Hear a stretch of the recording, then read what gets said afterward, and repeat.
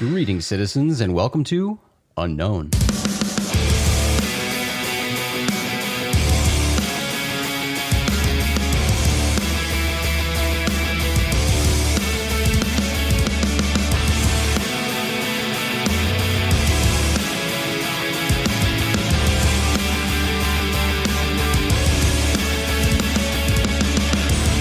I'm Jason McClellan. Thanks for hanging out with me. It's been an interesting couple of weeks in the world of UFOs. You've likely seen the flood of headlines about the Navy's latest comments regarding those now well-known UFO videos that were released to the public back in December 2017 by To the Stars Academy of Arts and Science. We'll talk about that soon. Another recent headline-generating story has been the whole Storm Area 51 goofiness that took place this past weekend. We've talked about the Storm Area 51 thing on this show before, but for a quick summary, Storm Area 51 started as a joke by college student Matty Roberts. He created a Facebook event on June 27th titled, Storm Area 51, They Can't Stop All of Us. Roberts later acknowledged that he created the event as a joke after watching Area 51 whistleblower Bob Lazar and filmmaker Jeremy Corbell on the Joe Rogan Experience. But still, millions of people said they were going to this event. The media went crazy with the story. The military and local authorities got freaked out, and local residents were unhappy at the thought of millions of people descending on their properties in the rural Nevada desert. The event quickly morphed into a festival, which then morphed into 3 separate events. Then, just a week or so before the scheduled September 20th main event, Matty Roberts pulled out of the event he'd been co-planning with the proprietors of the Little Alien in Rachel, Nevada, citing safety concerns and doubts that the area could support such an event. You know, reasons that everybody pointed out from the very start. But for some reason, it took Matty that long to figure it out for himself. So he slopped together a music festival in downtown Las Vegas. Although the few thousand people who turned out for these events had a fun, silly weekend, the whole debacle is largely considered a flop. And many of the resulting headlines haven't sugarcoated it either. Quote, Storm Area 51 brings fewer alien enthusiasts than authorities expected, end quote. Quote, Area 51 storming to see aliens fails to materialize, end quote. And, quote, Storm Area 51 base camp ends early due to low attendance, end quote. Just a few of the headlines that paint the unfortunate picture. I seriously doubt anybody thought 3 million people would show up. But, I mean, fewer than 1% turned out for these parties. Still, the creator of all this, Matty Roberts, is loving his 15 minutes right now. He was eating up all the media attention this weekend, proudly proclaiming that he's received widespread interest from club owners around the country, so he's taking his alien stock event on the road. Look, I personally don't have a problem with fun alien-themed festivals.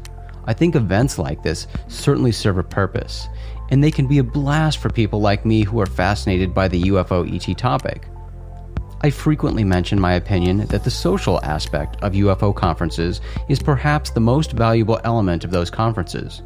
People love being around other like-minded individuals, being able to listen to and share stories, and really just be loud and proud.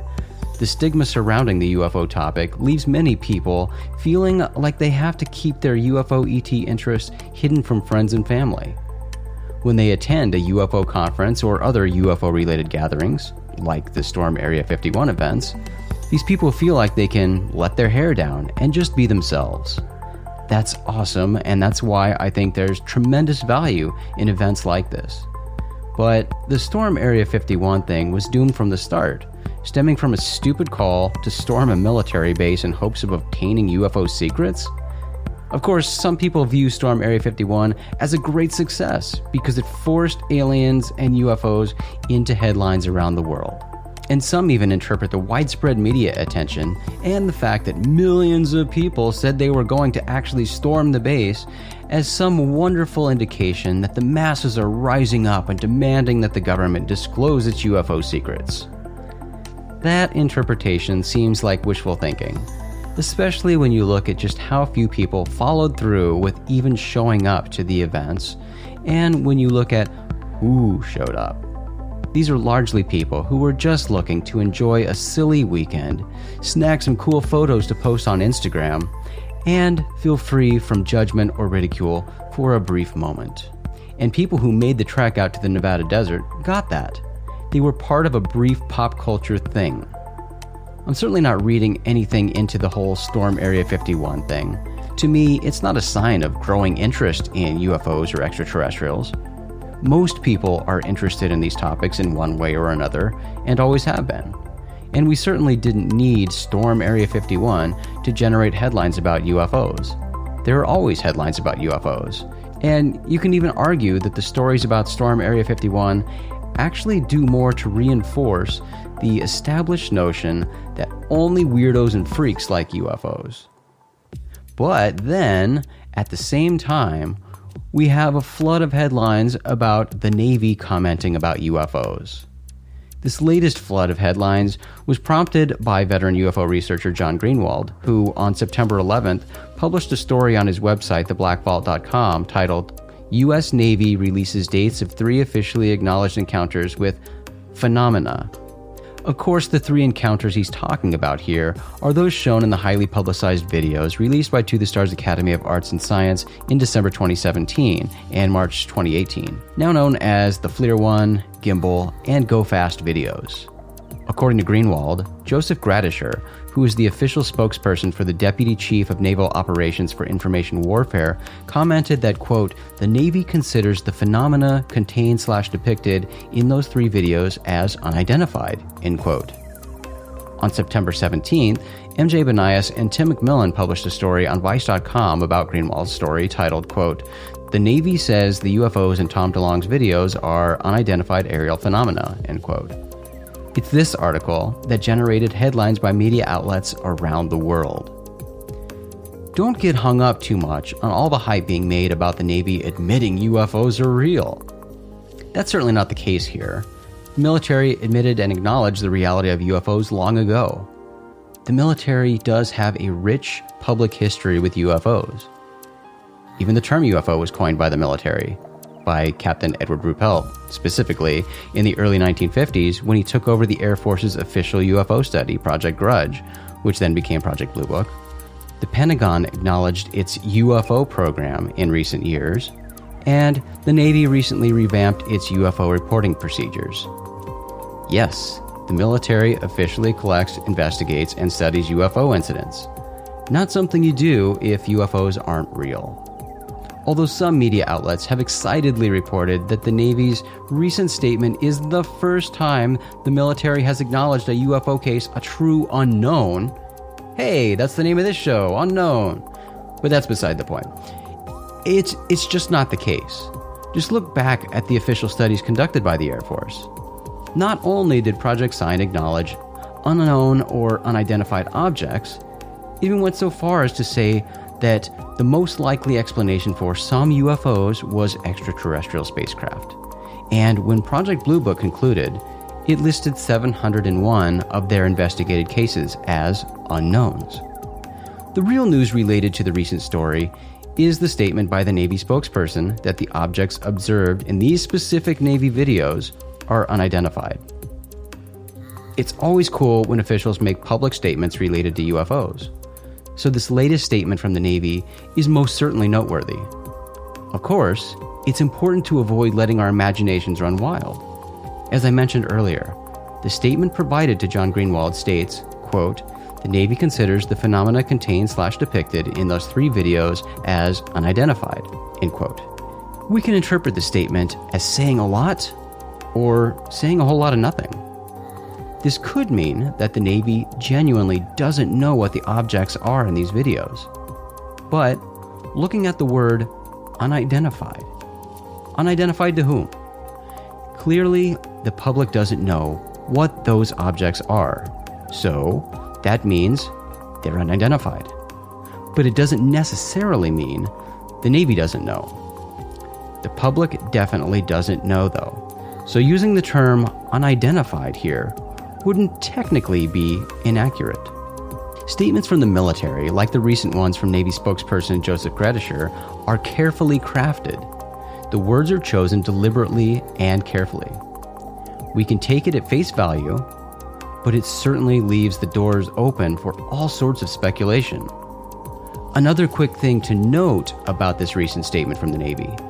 Gradisher also states that, quote, the Navy has not released the videos to the general public, end quote. This is an interesting statement. It seemingly supports a comment provided by a Pentagon spokesperson earlier this year that states, quote, the videos were never officially released to the general public by the DoD and should still be withheld, end quote. To the Stars Academy of Arts and Science has always maintained that it went through the proper channels and successfully secured the release of these videos, and for public distribution. But we've heard various conflicting statements from military and government spokespeople about this issue, not only conflicting with TTSA statements, but also conflicting with their own statements. The whole thing is a mess, and perhaps intentionally so. Again, looking at the words chosen by Gradisher, he states that the Navy didn't release the videos to the general public. From this, we could extrapolate that perhaps he's being clever. The DoD reportedly released the videos, not the Navy. Additionally, the videos were allegedly released to the Stars Academy of Arts and Science, or perhaps even to Luis Elizondo personally, not to the general public. So, in this case, the statement, quote, the Navy has not released the videos to the general public, end quote, could actually support TTSA's narrative. Again, these statements are carefully crafted and intentionally vague. They can be interpreted as saying a lot, while, in fact, they leave the door open for interpretation and speculation.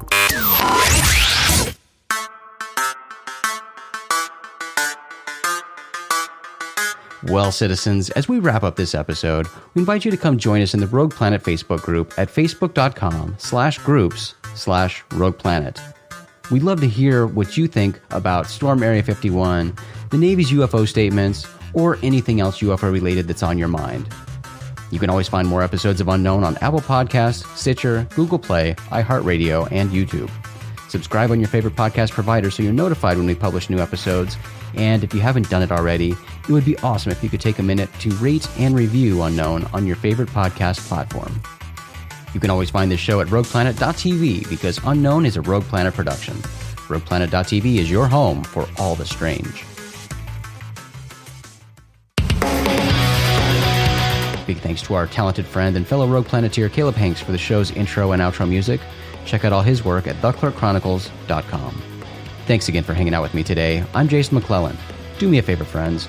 Always treat the UFO subject with the cautious and responsible skepticism it deserves. Question everything. Have the courage to form your own opinions. Keep truth as the focus of your quest, even if the truth conflicts with your opinions. And, of course, stay strange.